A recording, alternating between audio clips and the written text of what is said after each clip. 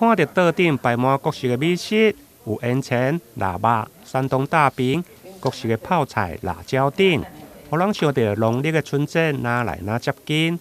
园林美院特别邀请南营冠村文化馆、南区区公所、加新生里共同举办的台南冠村年会大家，将对1月5号起，伫台南市立棒球场边仔的棒球大道来举办，提供民众方便来采买年会。在每次在过年的时候，我们会想尽办法把这些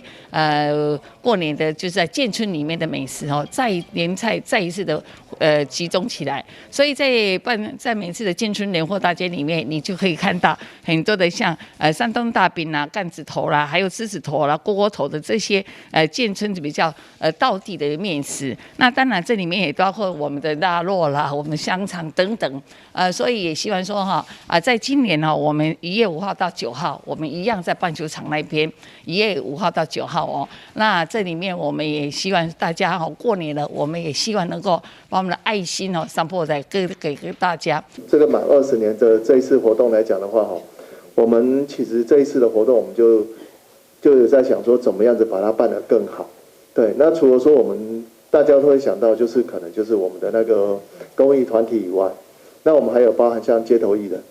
对，街头艺人的话，我们也都是有邀请他们过来做一个展演的部分，那也让他们就说接受大家的一个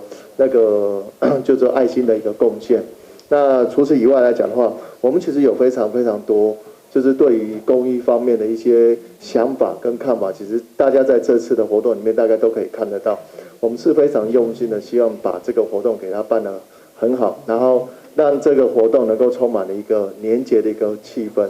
台南冠村年会大家对2004年举办到今已经满20档。在冠村年会市集活动中，嘛特别提供公益团体免费义卖的摊位，现场还有街头艺人的表演甲摸彩。另外嘛安排闯关的活动，只要参加的民众就送包仔，每天限量200位。活动对1月5号到9号。欢迎加入冠村文化甲美食，千万袂用错过。